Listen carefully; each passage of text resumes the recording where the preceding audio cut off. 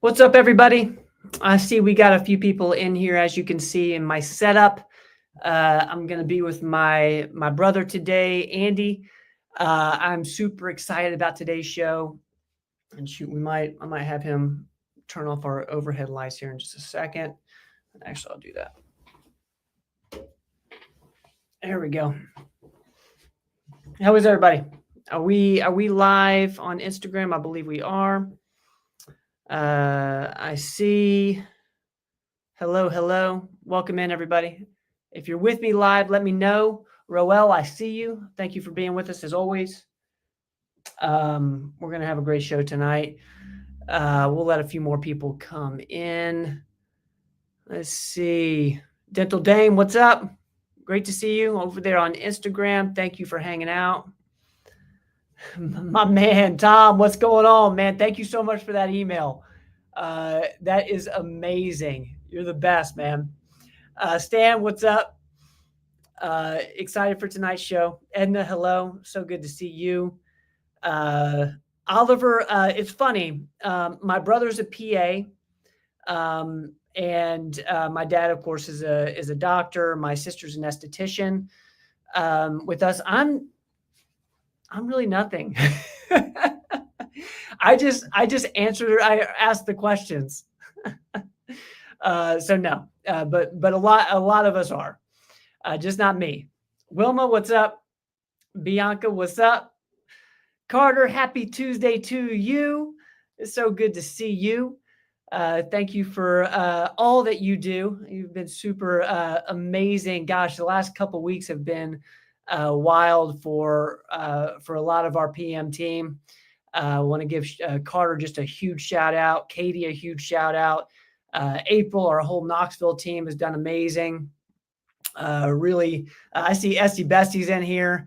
Esty's done amazing. Jasmine Allman, our esthetician over in West Knoxville. Just amazing stuff. Happy Tuesday to you. Katie, what's up? Great to see you. D. Lynn, Ivy, and JC with Ivy, what's up? It was great to hang out with you on Friday. Was that Friday? It was Saturday. It was Saturday. Such a fun time. That was amazing over there at the Sports Mill. Thank you to Jody for that. It was so fun. Golly, it's just been a wonderful. I was telling Dad this is like December's like one of my favorite times of the year at Performance Medicine. It's just a whole bunch of fun. And we're gonna have more fun tonight. I get my brother here with me. Carter, you're the best. You're the best. D-Lynn, I see you. We got a great crew in here tonight. Real quick, as you guys know, we send out, if you're not on our email list, please get on the email list. We send out an email every Tuesday at 3 p.m. And this week was about processed foods, the health risks of processed foods.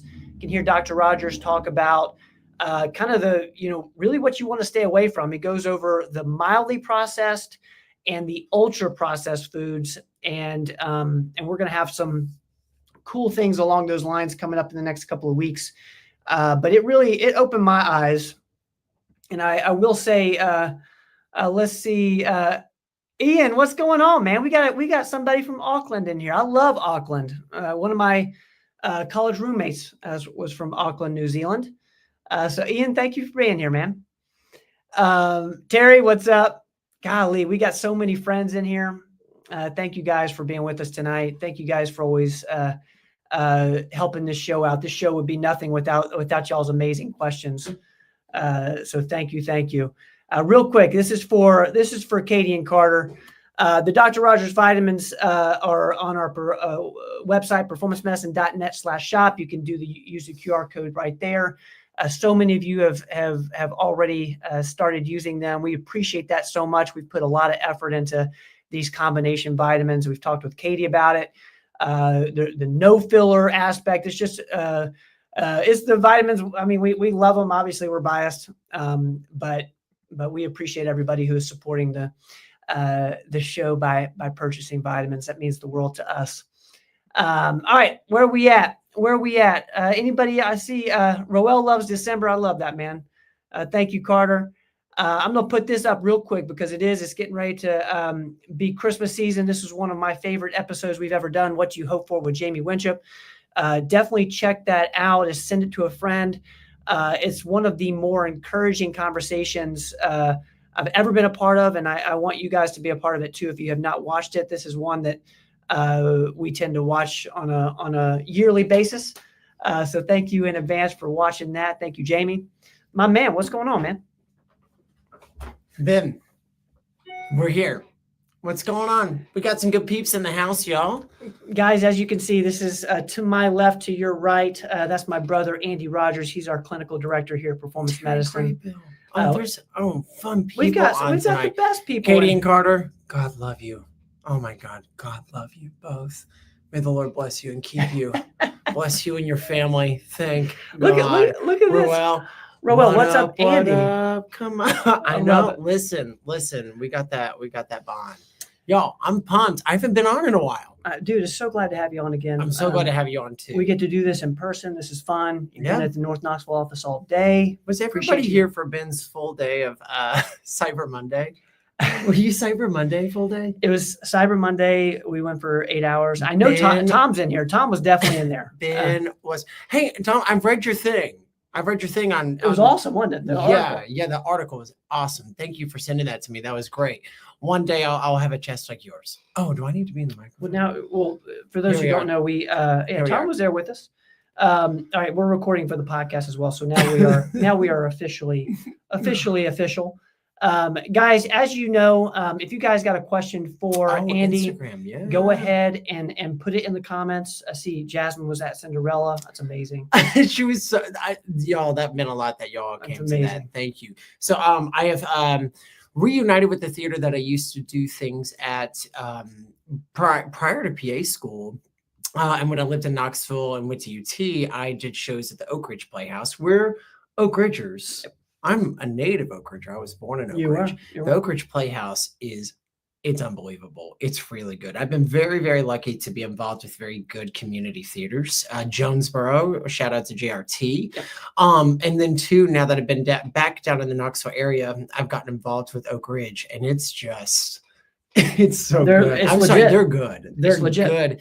And it's like coming back home to a lot of my friends that feel like family are there, and they're just, I'm very lucky. Yes. So come see the show. That's why I look a little bit like Colonel Sanders right now. This is not facial hair by choice, but you rock it. Show. You rock it, man. Thank you. Okay, so guys, we appreciate y'all being here. We're going to get to as many questions as possible. We normally get to every single one. So if you have a question for Andy, go ahead and put it in the comments. We had a few that came in throughout the week. We appreciate you guys. That really gets the show off in such a good direction. I'm going to start off here. This is around creatine, I believe. All right, my husband takes blood pressure medication and is on diuretics. So I know it's not a safe supplement for him to use. He is currently taking a collagen powder. My question is, what similar supplement can my husband take for the same benefits? I read a lot about creatine and do not want to suggest he start something that could harm him. It's a great question. This is a great question. I apologize that I keep coughing. I downed that smoothie. You did, man. Smoothie. It's so cold. It's so cold. So that's why I'm coughing. I'm not sick, but I just downed a smoothie and it was so cold. So if I keep coughing, I apologize. This is a really great question because creatine often gets a bad rep because of creatinine. Creatinine is a marker of kidney damage that can be found on a complete metabolic panel. They do an automatic comparison of creatinine and glomerular filtration rate, which is another sign of kidney disease. The lower you're filtering with your kidneys, the higher stage of kidney disease you have. However, creatine, it's made up of 3 different amino acids together. It's I know one's glycine and one is arginine and the other one is maybe, I forget the other one, but methionine. I think methionine. That sounds right. So they're made up of amino acids that basically creatine, you make creatine. Your body already has creatine in it, and I think it's phosphocreatine. and it's stored. It's made by different organs that basically goes to the muscle, and the muscle uses that for energy. So when people take it exogenously, not endogenously, but exogenously from another source in a synthetic pre-made source, it's like your own creatine on steroids. It just jacks up what your muscles can intake, whatever they are innervated with and stimulated with exercise. So people will take creatine to increase muscle mass. And there's a bunch of other functions. Creatine also lives in the brain too. So there's benefit to it. And the idea behind this question is it safe to take with kidney function? And two, on paper, people don't really take it. They'll decrease their creatine intake, or they'll forego doing it, or take it 2 or 3 times a week and not every day. That's not set in stone. I'm just throwing that out there. That's not set in stone, that's contraindicated unless he has progressed chronic renal failure or chronic kidney disease that's in different stages.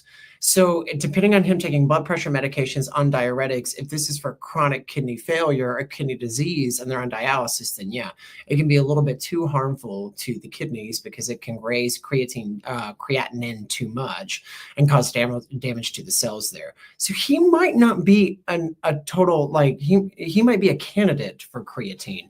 Another way to measure some of this kidney function would be for a red blood cell magnesium.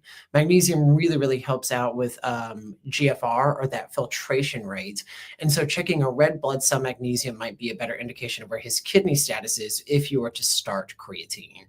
Alternatives would be to protein, although protein on paper in standard traditional medicine is you're going to be on a protein restriction if you're on if you have kidney disease. So they'll restrict it to a certain milligram per kilogram per day.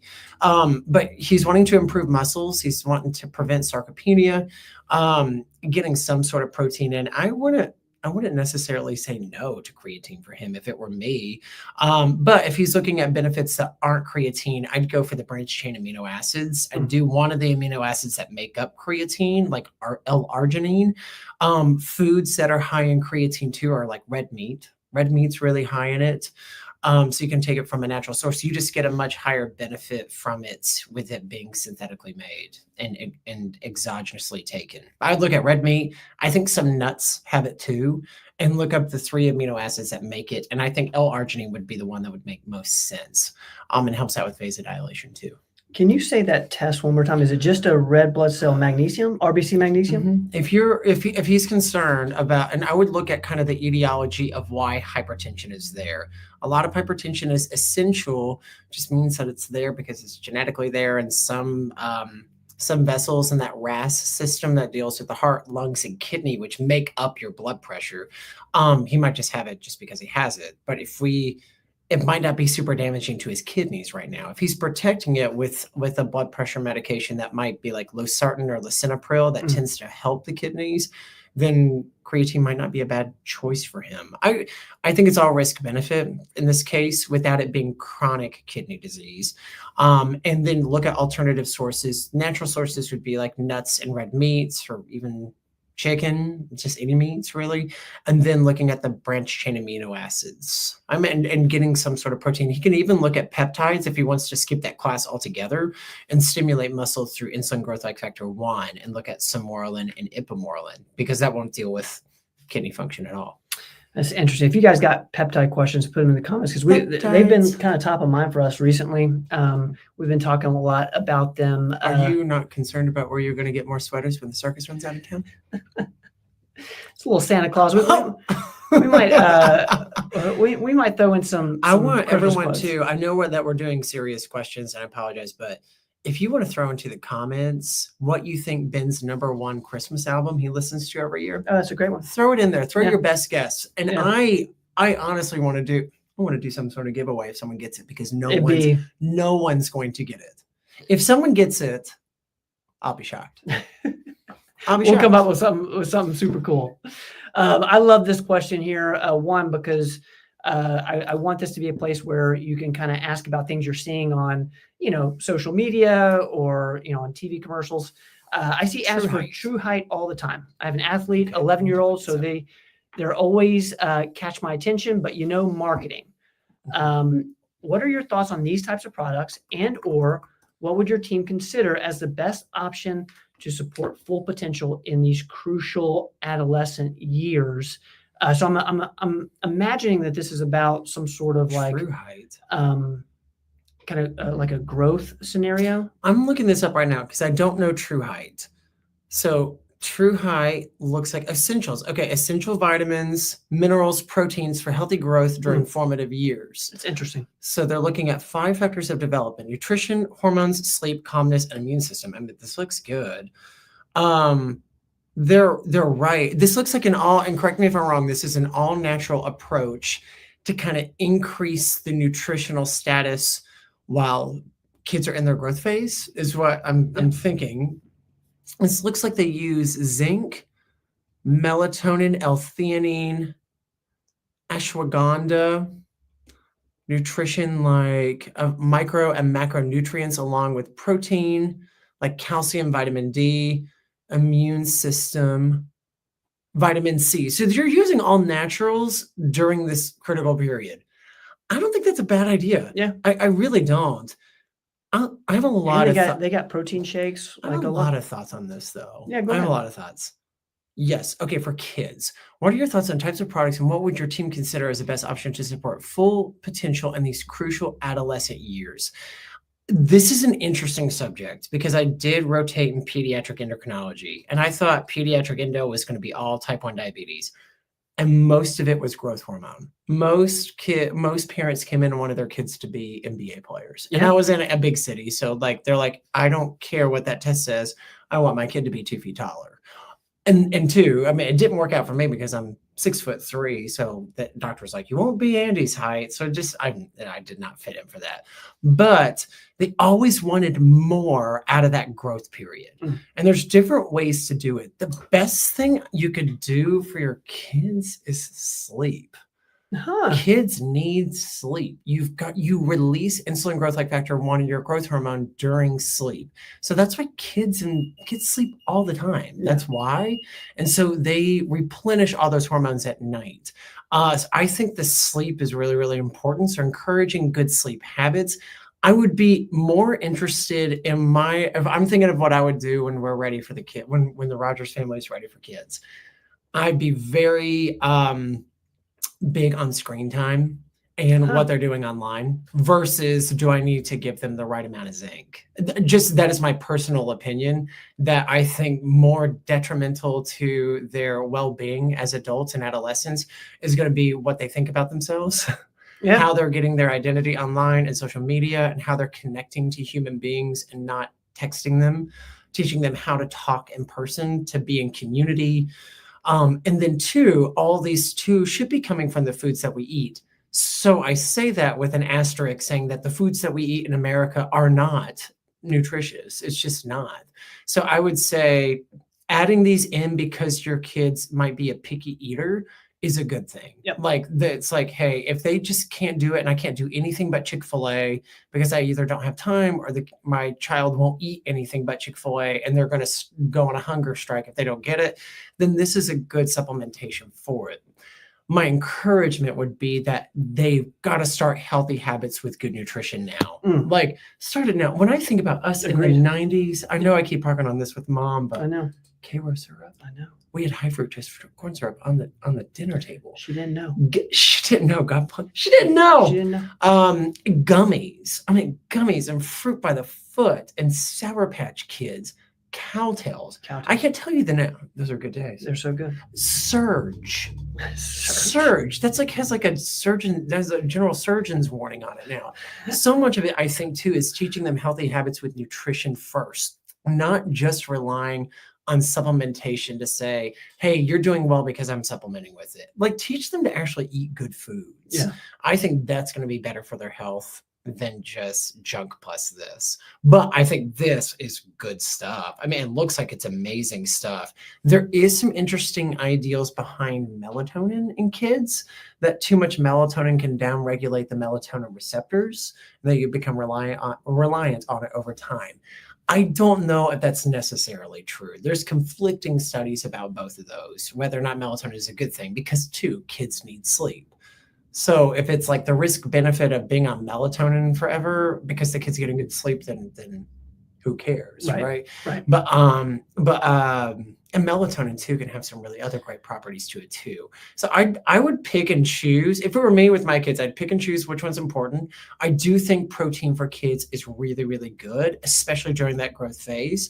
And two, if you're worried about growth stature, Yep. increasing height potential, if it's like true height, this means to me that like kids are wanting to be taller. There are different ways to look at that from an endocrine standpoint. You can get some testing with, do they have growth hormone deficiency? Do they have just idiopathic short stature? There's some ways too that you can actually extend some of the growth by blocking some estrogen. That was a tool that if kids are not reaching their potential, you can actually put them on estrogen blockers, because when testosterone comes in during pregnancy, now this is with guys, and I don't think that's with girls, but with guys, you can block the estrogen, because when testosterone comes in with puberty, it can convert to estrogen and then close the growth plates. Estrogen loves bones and can close growth plates. You can put them on blockers, which will keep the growth plate open longer and give them a little bit more potential. So that's like a medical way to do it. And sometimes too, that's very helpful, because I think I'd say height's important. Yeah. It is. It's important to men and women, but especially to young boys, it's important. So that's a very tricky subject that endocrinologists get into, to where do you give them growth hormone? Do you not? There is some land out there where they're using the peptides like Sermorelin and Ipamorelin to increase growth potential too.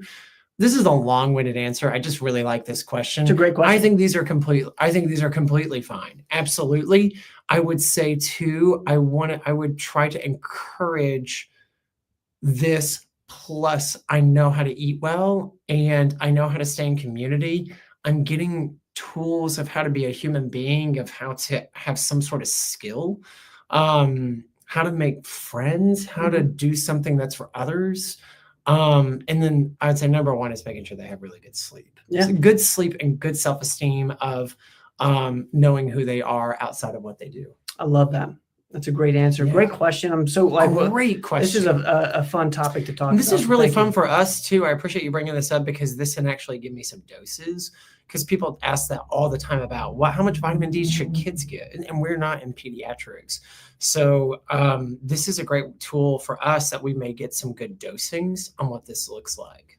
That's great. All right. Thank you so much for that question. Thank you, Andy, for that great answer there. The athlete world and kids is a really interesting, competitive world. So thank you for putting that question. Okay, so this is a fun one around infrared saunas. Let me see if I can find it. Please explain how infrared saunas and red light therapy are not damaging like the sun, when they seem to be recreating that heat that we get from the actual sun that goes deep into the cells. Are there UV rays at all in the infrared saunas or red light therapy? How do they stimulate collagen rather than break it down? That's a great question. This is really great. Yeah. So let's go back to that first one. All right. Infrared versus UVB and UVA. So that's ultraviolet versus red light therapy. So different lights have different wavelengths. And to my understanding, and I'm not a physicist, so if you're a physicist, you can explain this better than I can. But to my understanding, the red waves, like the infrared waves, are much longer. And then the ultraviolet rays are much shorter. And they can either penetrate deeper or more superficially. So infrared's going to go deeper, and it's going to be a lower heat. It's a lower energy than UVA, UVB. So the red goes deeper. It's not crazy amounts of energy. So it's that low, subtle heat that goes in and heats from within your system. So when you're looking at infrared saunas, or just saunas in general, infrared saunas, or like Vita Hot Yoga uses infrared heat to heat the building, to heat the room that you're doing it in. It's not blowing hot air on you. Some saunas or some hot yogas will just make the room hot with external heat instead of heating with infrared, which makes you heat from within, if that makes sense. It makes total sense. And it's better to heat from within. You can still get some benefits because you sweat to get rid of toxins. Which kind of makes sense with like a fever is actually a good thing, because it's your body fighting. Well, sometimes, yeah. Yeah. That's a theory. Yeah, it's your body's trying to get rid of it. Yes, yes. Okay. It heats up from within. You just don't want to run fevers forever. No. Yes. But Ignore what I just said, guys. no. That concept right. That concept is right. So with infrared, it's going deeper into the idea behind its health benefits is that it can stimulate mitochondria. So if it's stimulating mitochondria, working on cell damage and improving the health of the cell, it can help overall your immune system. It can also stimulate collagen. There was a question about collagen. So infrared saunas, we're thinking about something about heat from within to help out with your immune system. We're working on the mitochondria of the cell.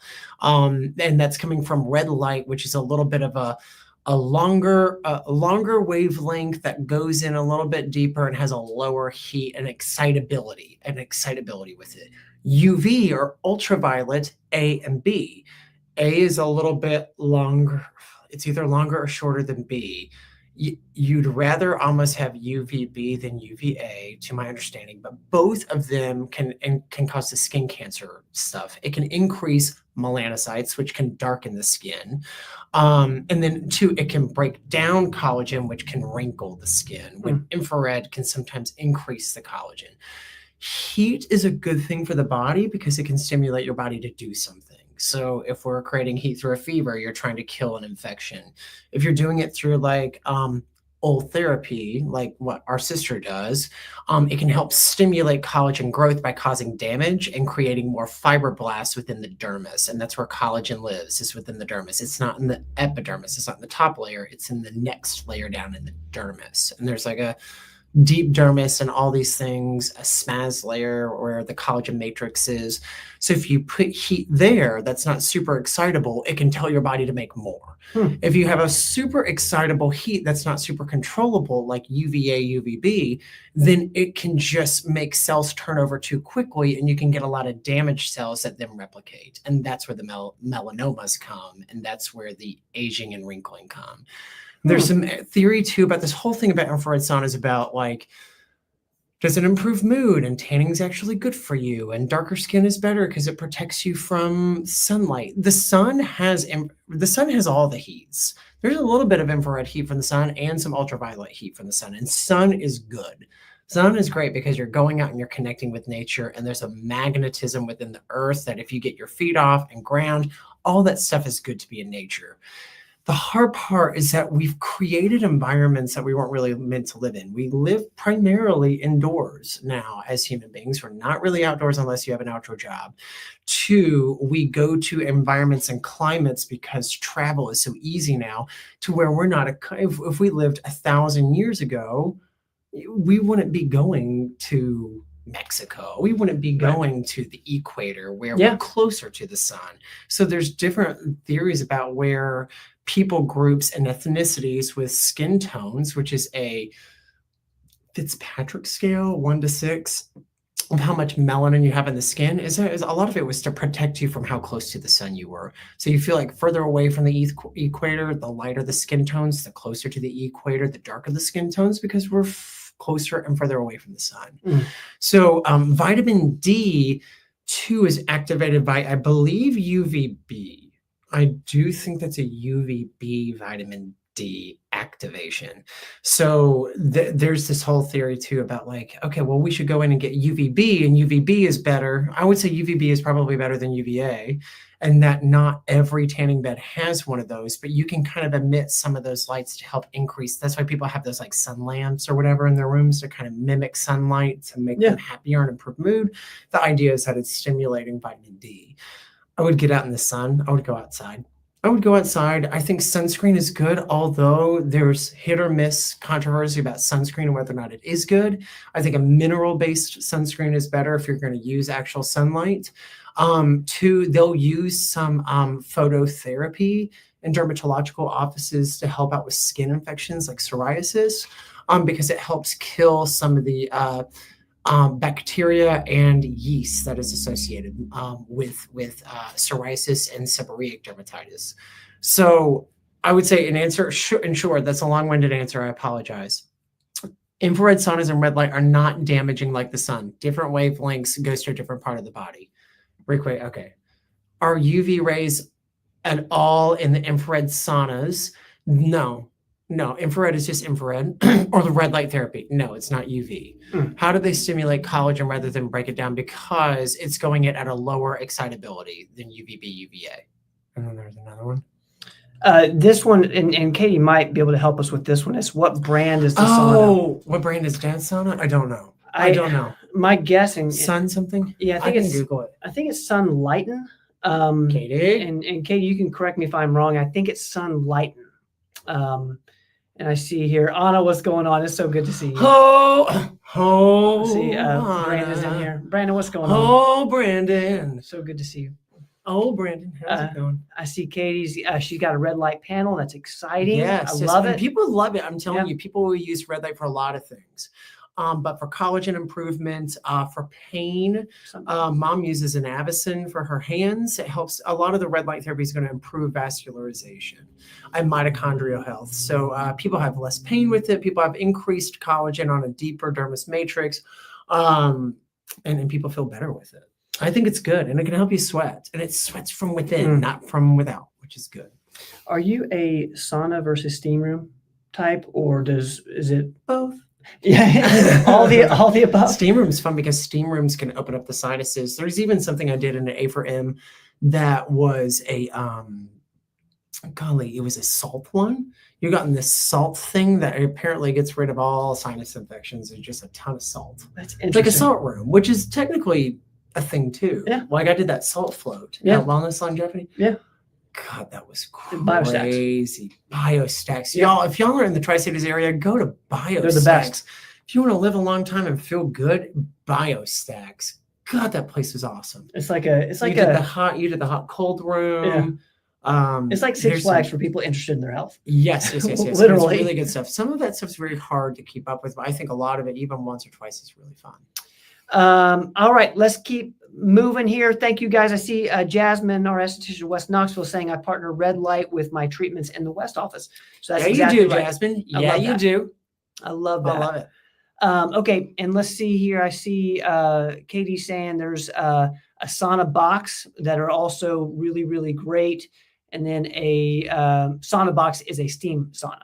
Oh, Cool. okay. I So love that's the one. Is it a sauna box? This is the one. Sunlighten. Sunlighten Sunlighten with is Dad's. Dad's. Okay. And they use it quite frequently. You can use it every day. Yeah. I feel like 30 to 45 minutes if you can every day. All right, This is great. guys. Thank you all Ivy's so in the much. house. Ivy's in the I'll house. see Of y'all course she is. tomorrow. I'm coming to Johnson City tomorrow. Okay. To grandmother's house we go. Well, and grandmother's house is going to be on Saturday. But That's right, Yes. that's right. Yes. But I will be in Johnson City tomorrow. All right, guys, we have gotten through the questions that came in throughout the week. Thank you guys so much for sending me those emails throughout the You're week. right. We should dress Um, more festive. Tom, I'm just saying your thing. Why were we not in our Christmas party? This is my only December one.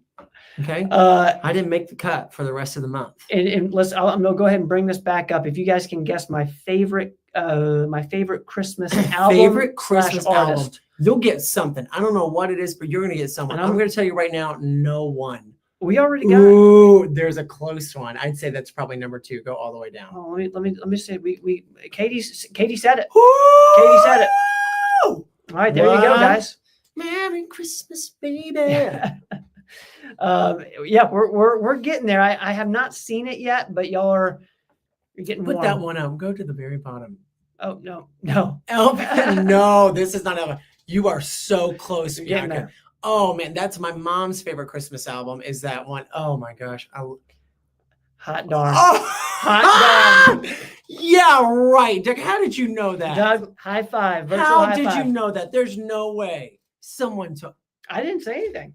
Did you say something on there? No. No one listens to Shadazy Christmas except Ben and Stephanie does too. Stephanie and I'm just gonna go ahead and put this up there. That is wild. Doug- I can't believe you guessed Shadazy. Doug, pick out a vitamin on our vitamin store and email me or Katie your address. That is, I mean, you deserve it. That is incredible. Doug, I cannot believe it. I cannot. I'm just gonna. You were playing them on Black Friday. Ben, come on. Hey, that's just that. Kudos to Doug for being You here. deserve a bite. You You deserve deserve it. them. Doug, you deserve them. Doug, thank you. That is so fun. That's That awesome. is so good. That you is got a little, awesome. You got a little Shadays? You got a Shadays on there? Well, I got in trouble for copyright for I had it on the 8-hour Cyber Monday, and we got banned in a couple different countries because of that. So we can't technically play it because we don't have permission. For Shadazy Christmas? Yeah, they call it. Yeah, Shadazy's mad? I don't think Shadazy's mad, but somebody's mad. Show what?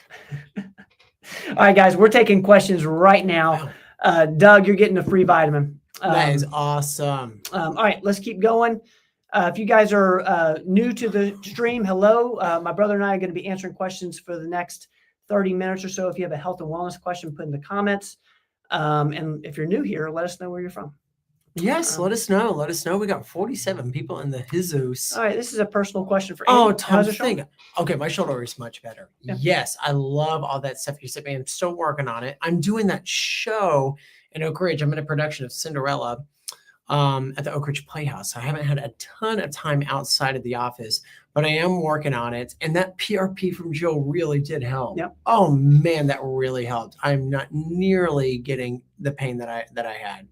And I think that PRP is a miracle. I love it. We call it the golden juice. Edna's also has some good And results. Edna's has great results with PRP. All right, let's get to Lisa. Lisa always shares the broadcast. Thank you, Lisa. I need to get my A1C down the quickest way possible. What is the best thing to take or the best thing to do for this result?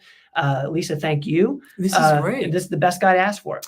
Yeah. Okay. So for those unfamiliar, A1C is how much sugar is sticking to the red blood cell, which is an indicator for no diabetes, pre-diabetes, or diabetes. So we want sugar coming out of the arteries, off of the red blood cell, and getting sugar up into the skeletal muscle uptake to make muscles bigger. So that's the whole idea behind why A1C gets to be so important. The quickest way probably is going on some sort of intervention and going on a medical therapy. The way it should always be accompanied is with proper nutrition. I just think nutrition is so important. We have to eat real foods, and I think real foods that are lower on the glycemic index will spike that insulin a lot less, which makes sugars don't go down much more quickly as well. Just with exercise that is also muscle related, that's resistance based, basically lifting weights can decrease your A1C by 0.5 to 1.5%. Nutrition can do it by the same amount too. So you can get a 2% A1C reduction with just exercise and nutrition. It takes a little bit longer, but that's stuff that's going to last. Quickest medical intervention is going to be the incretin class. Those work crazy good. They work to sensitize insulin and by innervating receptors in the gut called GLP-1 and GIP.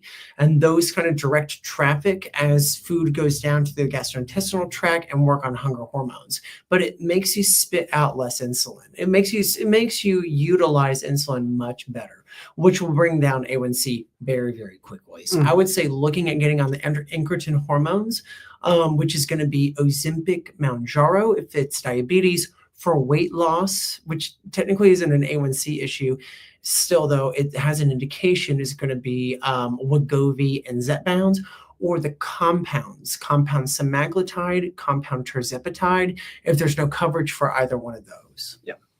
That's a good question. Lisa, thank you so much for kicking us off there. Great question. Let's get to Roel here. Andy, during our sleep, is it normal that our glucose goes down? Mhm. I've been using a CGM. It seems to go down for about an hour. That's so interesting. Yes, absolutely, Ro. Absolutely, that is normal for it to go down. It depends on I'm so glad you're using that CGM system. So a CGM, for those who don't know, is a continuous glucose monitoring system. It uses an electrode that gets them placed into the existential fluid, just meaning fluid surrounding the bloodstream. So as sugar comes off and those red blood cells hit the electrode, it can test for sugars and it can give you trends. I think with CGMs, the best thing to do is look at it for trends, not for exact numbers. Mm-hmm. There is a discrepancy and a standard deviation that those numbers are not always accurate. And it does depend on where you place it. You can have more or less fat in certain places. For those with diabetes who have had a lot of scar tissue, like me with pumps, like I can't put CGMs in certain places because it reads very funky. So it is normal for it to go down because that's during the rest period. You don't need to utilize glucose. We're not moving. When we're thinking about glucose, we want to think about movement and getting it into the skeletal muscle cells. We want glucose to support brain function and cognitive function as we're thinking. So glucose is good, but you need glucose whenever you're really awake. So two, I think it's absolutely normal for it to go down. And then two, it can spike a little bit higher in the morning, and not spike high, but it usually gradually goes up because cortisol and glucagon start to get activated to wake you up. So yes, this is a normal phenomenon. I would also too kind of see where you're placing it and if you're sleeping on it. If you lay on it, mine's right here. If you lay on it, it can read funky. Well, that's great really, question. really great. That's really, really great. My encouragement for those of you who are wearing CGMs, because I feel like we get a lot of patients who don't have diabetes wear CGMs, which is amazing, which I think you should. Use it to see what trends look like. What does food do to me? What does exercise do to me? Don't go exactly based on that number because a lot of people panic and freak out. There is a standard deviation with that number.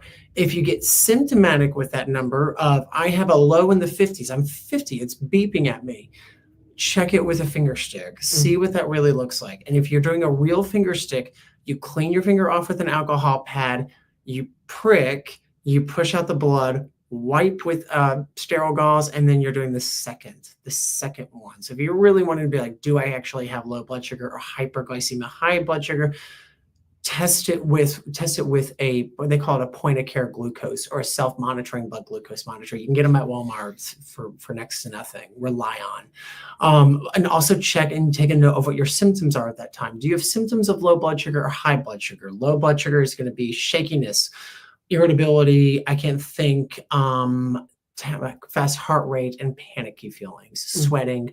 Hyperglycemia is super fatigued, tired, my eyes hurt, I'm peeing a lot. So look and kind of adjust, because I'm having a lot of feedback of like, hey, I have like high blood sugar, I have lows. I'm like, yeah, I mean, if you're going to monitor your blood sugar all the time, you're going to see wild variations. It will never be just perfect. It's like our labs and our bodies change all the time to different environments. So it's never going to look perfect, but trends are really, really helpful.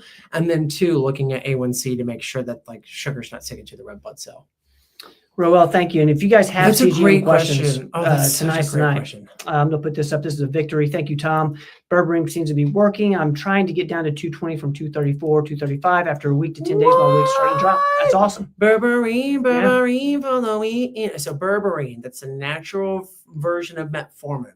It's great. It works to sensitize insulin, decrease glucose production from glycogen breakdown.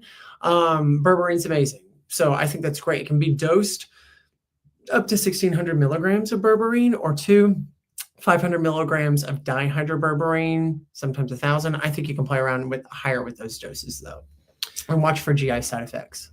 All right, guys, I'm trying to find my place again. I apologize if I'm missing people. We will get to everybody. I promise. We will get to everybody. Let's see. Yeah, we will. Yeah, we will. I think this is. Oh, dude, there's one right there. This one right here. Oh yeah. I think this is, poor mom had no idea how bad sugar is for kids. Okay.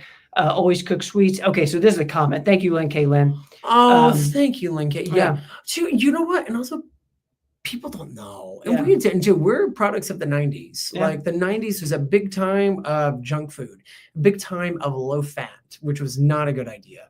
We're in a very interesting era right now where we know a lot more about nutrition. And I think too, it's very hard sometimes because we have a culture that centers around food. If you're inviting people over to the house, it's, do you have food? We're going to Ben's fiance's house. Y'all's house. Yeah, our house. Yeah. Our house. Our house, the three of us. Too. And she's cooking. Like everything is just involved around food. So you want to be kind to yourself too. I feel like there's a lot of shame of like, I can't celebrate the holidays. I don't want to go to Thanksgiving. Oh, I just had that pumpkin pie. I'm not going to eat for a week. Don't get into that. Yeah. Just don't. It's not healthy. I don't think it's healthy for you. If you do fine with that type of mentality and that's your game plan, go for it. It wouldn't be my suggestion because there's so much that comes from sharing food with other people. Yep. If you're in community with people, I went out after the show with the artistic director and a few of the actors, and we had fun and we ate and we were in community together. So I think that's important when you think about real nutrition. But if you're thinking about what you're doing on a normal basis, real foods that you get from known sources where you can name the ingredients and you cook them yourself. Or in Katie and Carter's case, beef liver. Just take beef liver. Definitely watch that episode about processed food. Yeah. I'm gonna start taking beef liver. Yeah. I want to look like we're selling beef tallow in the Kingsport office. I did a beef tallow treatment on my hair last night. Yeah. It is so soft. Yeah. Feel it. Oh wow. Is that not soft? Wow. It's like Downy Fresh. Yeah. That's amazing. Yeah. All right, Lieutenant. Lieutenant has a great question. What are your thoughts on taking semaglutides as a 25-year-old female with multiple sclerosis? Also, what vitamins do you recommend taking with MS? I'm so sorry about an MS diagnosis. That's a tough one. MS is a if this is someone if this is you or someone that you know with MS, you're going to know a lot more about it than I'm going to know about it. But it's within the nervous system. And it's a really, really tough one. And it deals with your immunity and it just kind of attacks everything.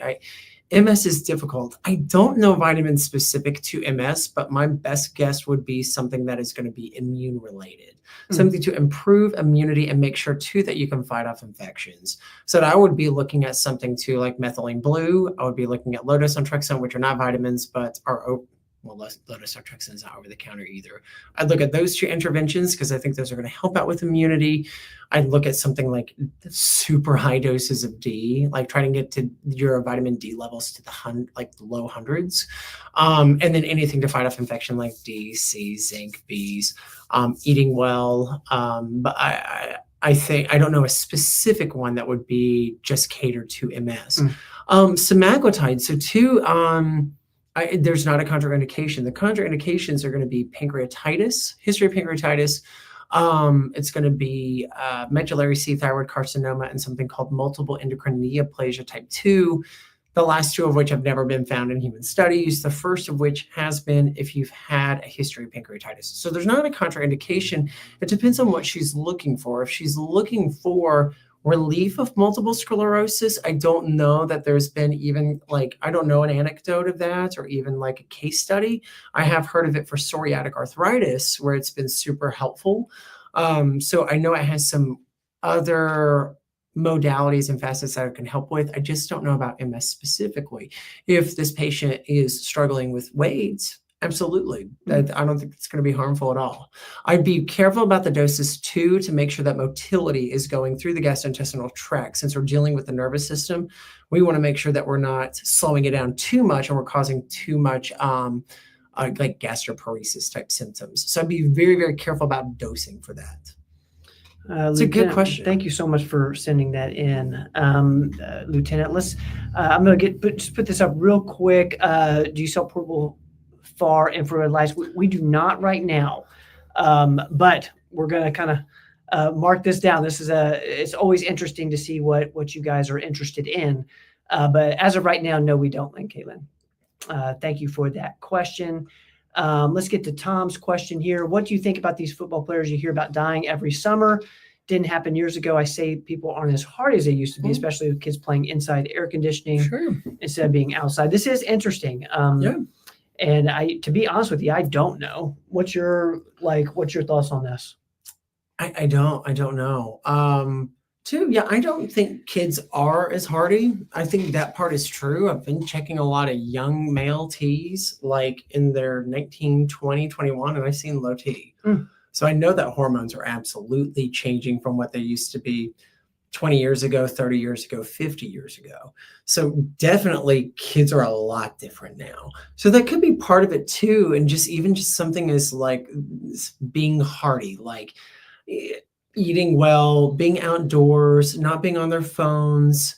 I think a lot of it absolutely can do with that too. I mean, our heat's a little bit different now. I mean, maybe that's not too political, but just like the environment has changed. So it might just be heat also that deals with it too, depending on when these football players go out for Are they going out in the middle of summer? That's a summer in Tennessee or Texas that has a lot of different heat waves than there were 50 years ago. Could be something. But I do agree that kids too are inside a lot. And I think we were probably the last generation that wasn't. We were never inside. No. So I think that's changed a lot. And I think COVID changed a lot of things too, because it had kids staying indoors and away from people. So I think immune systems are a lot different. So I think you're probably right with this one. And getting kids back outdoors is a good thing. Get your kids outdoors, get them touching trees, throwing rocks. Tom, thank you for that, man. Thank you Have for a that lemonade question. stand. I want to get this from Roel, then we're going to move down. I see Evangelon's in here. Evangelon, so good to see you, man. So good to see you. All right. Roel is saying, went on TRT and I go to donate blood. How long do I wait to check my blood lab levels? A few days or a week? Hematocrit, red blood cells, so I can visit my doctor. This is a great question. This is one we get every day. Yep, it's immediate.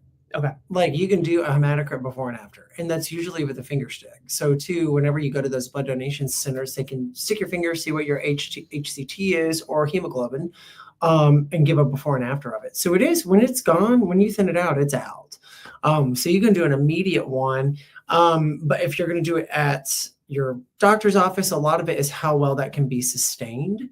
So too, whenever we do therapeutic phlebotomy orders, for those of you who are listening who don't know what this is, testosterone therapy replacement or testosterone replacement therapy can increase blood thickness. It can increase red blood cells and hemoglobin, hematocrit, the thickness of the blood, because it goes to the bone marrow and says make more, which is usually a good thing. But if your body doesn't naturally clear them with the life of the red blood cell every 120 days, then you just it kind of piles up, and men don't bleed. So this isn't a huge problem with women, because women bleed usually through menstrual cycles. It can postmenopause because they're not bleeding anymore. So with men, the therapeutic donation allows them to donate more often. Normally it's every 52 days, I believe is the normal one. Someone can correct me on that, to donate. And this allows you to donate more quickly than that, and to a certain number. So I'd say two, a few, like literally you'll know right after, but if you're trying to show something like evidence to your medical provider that, hey, I don't want to do this anymore, then you'd almost want to give it a few weeks or a month and then check it, see what your T is, and then see how long you can sustain that CBC. So people can check their CBCs once monthly, once weekly, just by, or not even CBC, but just the hematocrits. Like you can go and just say every month and say, hey, am I down? Hey, am I down? Hey, am I down? If you're able to donate and you're not down, then something is still stimulating that red blood cell to go. And a lot of it might be the dose of TRT or how frequent you're doing it. The one big doses once a week usually have more propensity to do this. And it's called secondary erythrocytosis. That's a good question. Yeah. So immediate answer is right after you'll know, and then depends on what you want to do with that value of when you go back. Roel, thank you for that question. Let's get to Don real quick over on Facebook. Any recommendations for detoxifying in order to get a better breast thermography? Doing lymphatic massage, should I increase vitamin D? This is great. Yeah. Lymphatic massage is amazing for thermography as well, or even doing lymphatic movements like rebounding is really, really good to increase the lymph flow throughout the body. Detoxifying the body, anything that's going to be a good liver support. Increasing vitamin D is always a yes. Always a yes, but test your vitamin D levels just to know. We're getting a lot of no coverage for vitamin D, by the way. A lot of insurances don't want to pay for it more than once a year or twice a year. Pay cash for that one. Just pay cash for the lab for vitamin D. That's how I do it. Okay. We're getting weird coverage issues with vitamin D, which is that's interesting. But increasing vitamin D is good. Milk thistle, dandelion root is really good for the liver. So I think anything that's going to be a liver support, like milk thistle, and omegas. And then two, you can even consider doing like a parasite cleanse. There's detoxes that way to where you can just, or do a gut cleansing. That's another one too, a GI map and clean out the gut. Looking at BPC 157. Fulvic acid is a good binder so that you can get things out of your gut that you don't need. But I'd say too, if you're like, I really want to put my best foot forward, I would do a Cellcore 4-month detox with a parasite cleanse. I would do rebounding exercises, increasing vitamin D, and something to support the liver, like milk thistle. That's a Great good question. Or any of those. That sounds like a lot. You can do any of them. Thank you, Don, for that question. Let's get to Mark over on YouTube. Mark, what's up, man? Thoughts on oral microbiome role in systemic immune regulation, making it a potent influence on type 1 diabetes, surpassing the gut microbiome effects with its direct access to immune pathways and rapid impact on inflammation. I think I guess that's it, Mark. Am I missing something? There we go. Okay. What's your thoughts? So oral microbiome role, like probiotics, prebiotics, is that what you're meaning, Mark? And systemic immune regulation, making a potent influence on type 1.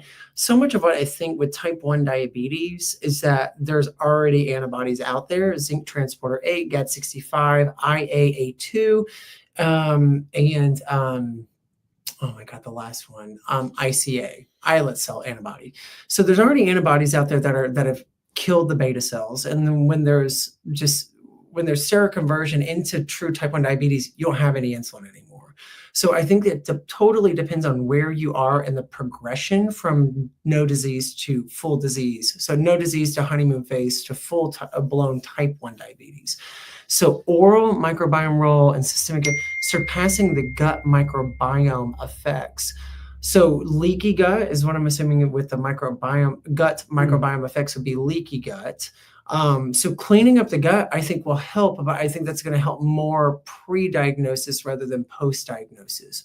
I do think that this would be very helpful if you do stem cells. I think stem cells are going to be the wave of the future. And I spoke with someone off the record that is knows they're doing studies with stem cells in a particular version to where they do bypass antibody detection so that they're making the pluripotent cells into beta cells, and somehow those cells are not detectable by the antibodies that the patient with type 1 diabetes has. So stem cells are another way that I think are going to be the wave of the future, and I think this would be very, very helpful in that particular case.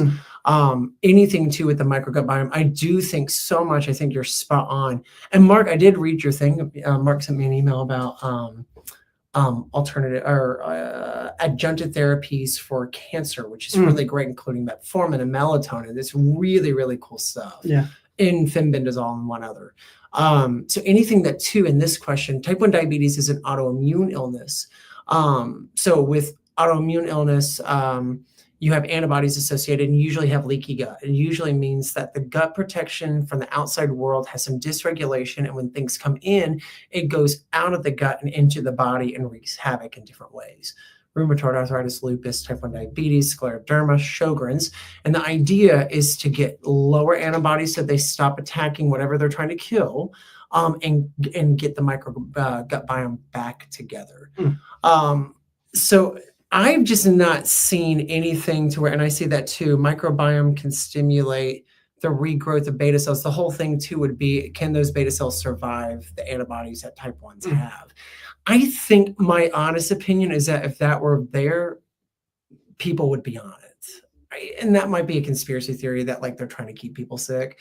But if it's just take a pill and all of a sudden beta cells are back, I think everybody would be on them. I really do. A lot of people do have some conspiracy theories about nefarious activities that keep people sick. And maybe that is true, maybe too, but some of it is, I think that'd be more common use if it were really working.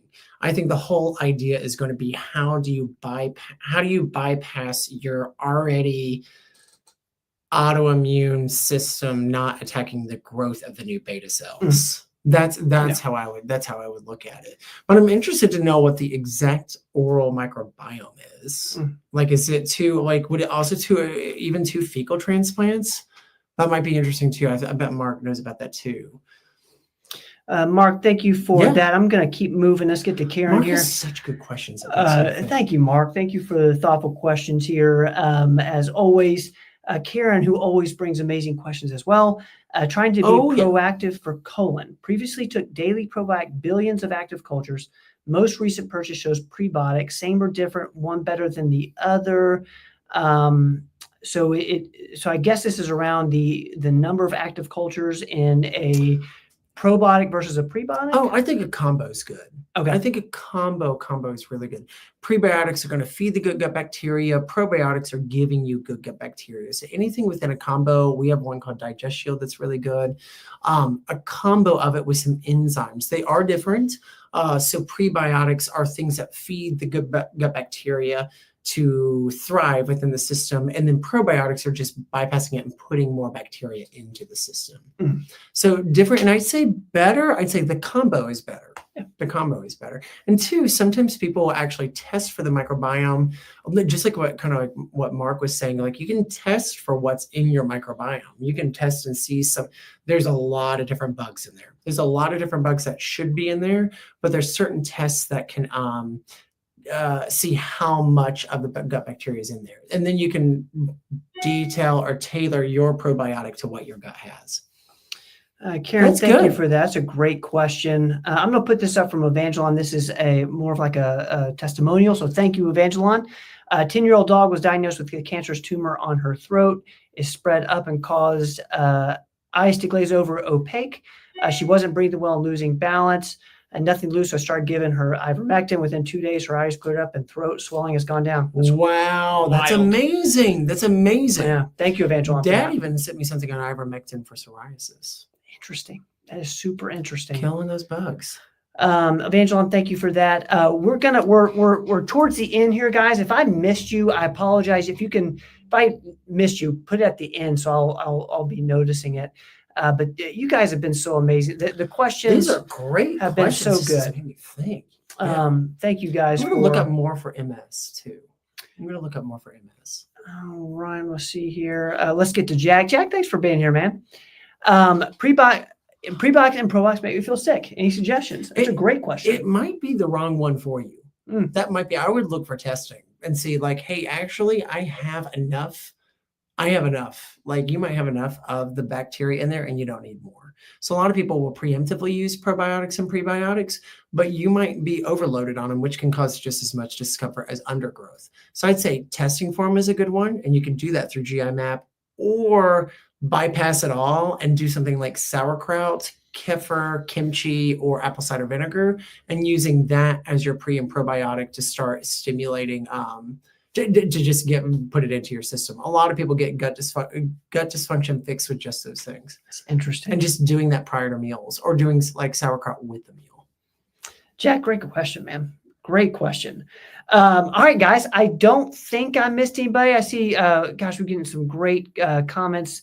There's one from Mark. Thank you. Need to have energy source, and that's the purpose of the pre. Thank you for that. And Akkermansia. Mark, I want some stuff on Akkermansia. Just if you ever get some time for research. Akkermansia. That's like a big thing with gut that I think people would really benefit from. Thank you for that. MS can benefit from EBO treatment and melanotan or melatonin. All right, guys, thank y'all so much. Ange, man, thank you. This is good. Thanks, dude. Thanks for having me on. This is thank great. you for being here with me, and we're gonna thank you for being a brother. Have some dinner here in a minute. I'm gonna shut this podcast off real quick. So this is Zach. Can we not sing? We can't sing Shadazy anymore. Deck the deck. We sang this. We sang that on the way home one day. Okay, we can't do it. We can't do it. We can't do it anymore. It's too much pressure. What countries are we kicked out? Well, I had the song on my phone. I understand. I wasn't singing for them. It was background music. Do you think I was just singing it to people? Maybe. I don't know, Ben. You were here on for 8 hours live. I just thought, what are we doing? Hey, guys, let us know how we did. Did y'all get anything out of this? We sure hope so. We had such a blast doing this. Real quick, I'm going to put this back up. Well, one, we put this out in the weekly today, the email. Robin did an amazing episode on tirzepatide on Explain This. It's in our emails on YouTube, tirzepatide, Robin Riddle, it'll show up. And then, of course, we got the vitamins, performancemedicine.net/shop. Doug, send me or Katie an email. You're going to get one of these for free. That's good. Oh, that's good. I love it. Thank you, guys. Y'all are the best. Thank you, Don. Thank you, D. Lynn. Thank you, Cherry. We're getting Yes, high come ratings. on, come Dude, on. High you. ratings. We'll take it. guys. Thank y'all. We will be. Oh, I'm gonna put this up. Thank you, Roel. That's so sweet. Andy, I believe your book will be a great Christmas gift. Oh, I love that. Thanks, Roy. You're the bomb. That's Thank amazing. you. Thank you, Andy. The Yes. Beats. Andy the Beats. Yeah. Yes. Thank you, Roel. All right, guys, we're out of here. We will be back next week, Tuesday, 7 p.m., 7 to 8. We answered your health, your health. All right, guys, we're calling it a show. We love you. We'll be back. Happy next holidays, week. everybody. Happy holidays to everybody. Thank you to Do everyone. something fun. Everyone on our team that's here. Carter, thank you. We love you. Yes. So many people on our team are here tonight, so we love you guys so much. Thank you for being here. All right, we're calling it a show. Where's my outro for Brad? Come on, Brad. See you guys. Don't go away.